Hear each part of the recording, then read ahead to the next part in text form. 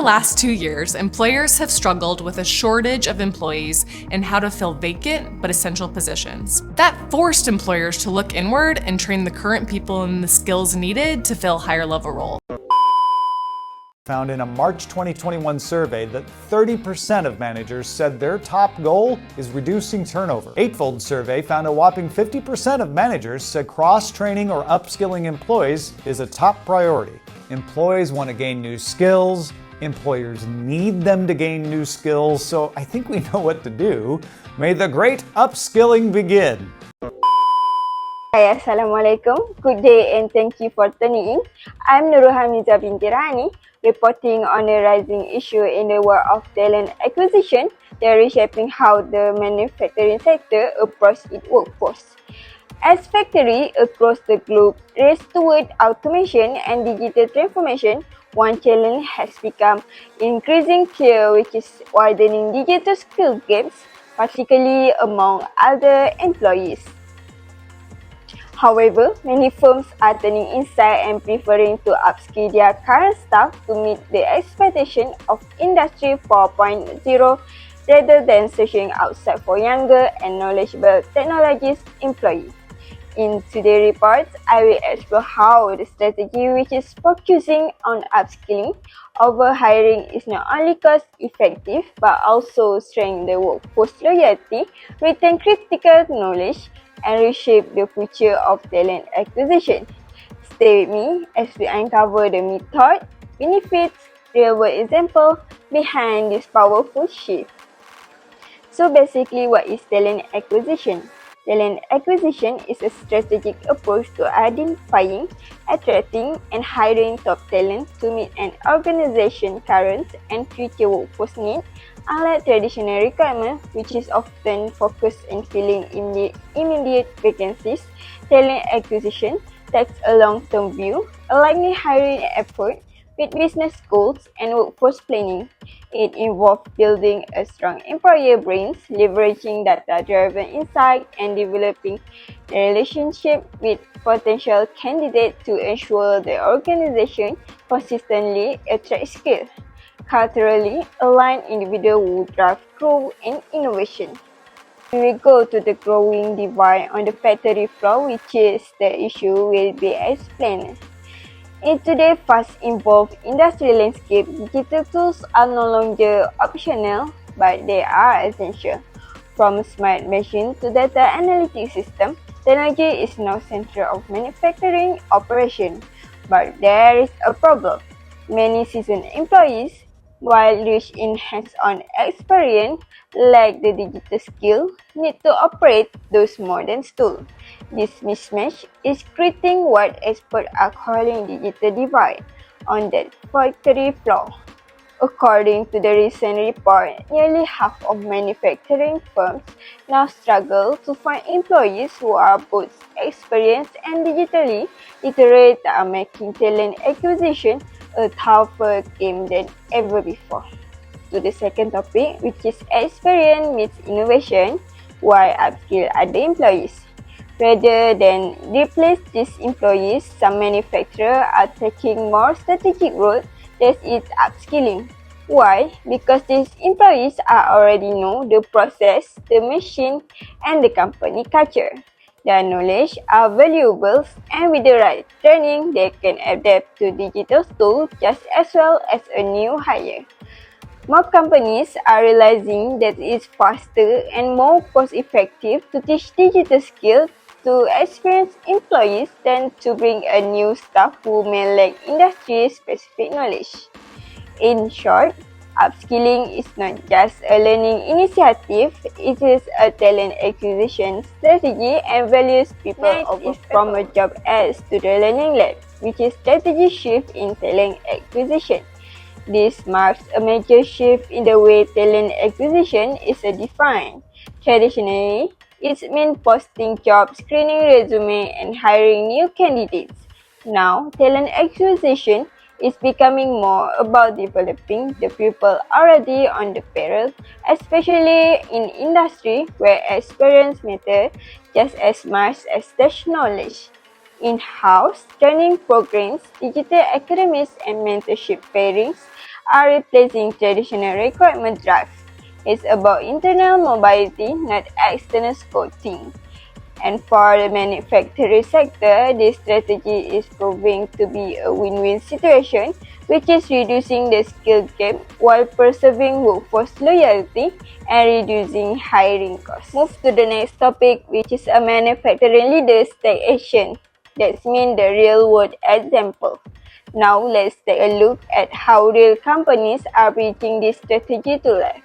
At Siemens, a global manufacturing giant, all the employees are participating in digital literacy workshops designed to teach them how to use data dashboard and automation software while they are staying in their current role.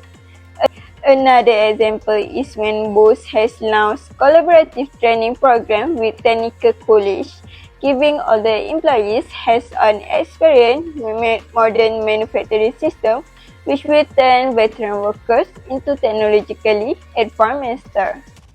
Another than that, about the GE appliance, they've gone a step further when they are used to introducing virtual simulation to help all the technicians adapt to digital diagnostics, reducing error and boosting productivity. These companies are not just teaching the skill, but they are also proving the age is no barrier in digital excellence. Next is about the research backup, which is the academic support. Recent academic research strongly supports this shift in the strategy. A 2024 study in the Journal of Human Resource Development found that companies that invest in upskill programs for older workers see an average 30% increase in employee retention and measurable drop in requirement costs. Another 2023 article in Industrial and Labor Relations Review points out of digitally trained, older employees show higher job satisfaction and adaptability than their newly hired peers. Thanks to their real work knowledge base, the research is clear when companies choose to invest in their people, particularly those with decades of experience. Then the returns are measurable, meaningful, and long-lasting. But can older workers really adapt? This is contingent and defense. Now, no strategy shift comes without skepticism, and this is no exception. Some critics argue that the older employees may resist digital change or that they learn too slow to keep pace with new technologies. But the evidence tells a different story. When training is tailored to their pace and learning style, older workers actually show a strong engagement and retention rates. Companies that provide peer coaching, hand-on simulation, and modular learnings report higher success on those relying on traditional classroom methods. As one expert put in, persistence is not about age, it's about approach. And when its approach is right, older workers rise to the challenge. Next is upskill to uplift, the payoff, which means the benefit of upskilling over hiring. So what do companies actually gain by upskilling instead of hiring? First, cost saving. Training existing employees is far less expensive than end-to-end hiring process, which include advertising, interview, onboarding, and often turnover. Second, improve morals. Employees who are given the chance to grow feel value, stay longer, and contribute more. Third is faster results. A current employee who already knows the business can apply new digital tools right away, which has no learning curve on company culture or process. And finally, this approach builds a workforce that both digitally capable and deeply experienced. It was a rare and powerful combination in today's manufacturing world. The new phase of talent acquisition reimaged. So what does this all mean for the future of talent acquisition? It means moving over the job ads without requirement first, going over the ideas that new is always better. Talent acquisition in 2025 is about identifying potentials within the recognizing that your next digital expert might already be on the floor wearing a name badge with 20 years of serving behind it. By investing in upskilling all those employees, companies are not just filling skill gap, they are building a stronger and more adaptable workforce. One of that is root is experienced and ready for innovation. This is not just a walk around, it's the way forward. As a conclusion, a company decision to upskill its workforce is a strategic response to digital transformation goal. By first assessing the current capabilities of employees, the organization can determine whether to hire new talent or train existing staff. Choosing to upskill through target training leads to the implementation of new skills and ultimately improve productivity. This process ensures the company remains competitive, agile, and prepared for technological change.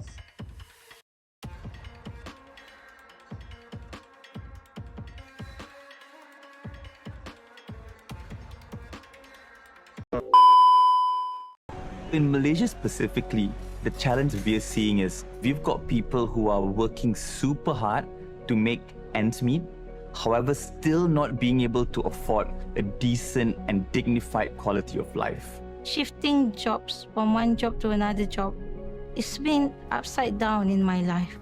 In the Skills for Jobs program, we give people access to productivity tools so that they can make their time that much more valuable. The most important skills that I learned in Microsoft Skills for Job program were in AI. I can learn from AI for my career advancement. Now, I'm working in the construction company as an administrator.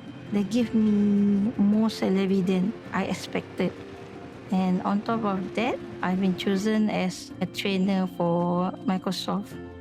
My interest is giving knowledge to other people. AI is reducing the barriers for people to get new skills and navigate complex new jobs. This gives me a lot of hope knowing that AI can really give everyone the tools and tech to be their best version of themselves. I'm better than myself yesterday or last week or last year. I'm more confident. It's never promised, but now is the time for change that starts today. In a career, you need to see the growth and even the sustainability in it. So in 5 years to come, I hope I can constantly update my skills and flourish in the role that I'm in now.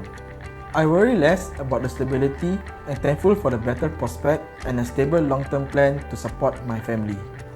Working from home allows me to spend more time with my family and watch my baby grow.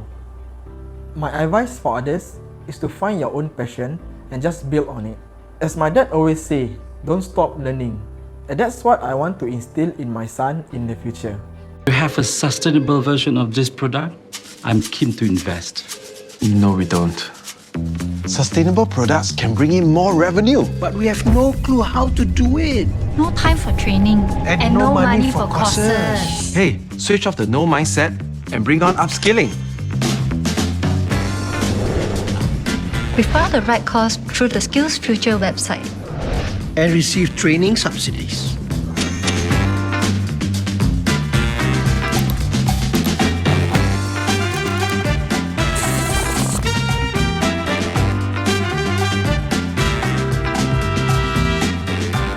On with more revenue through employee upskilling. That brings us to the end of the talks. Thank you for joining me on this deep dive into one of the most important and overlooked strategies in modern talent acquisition.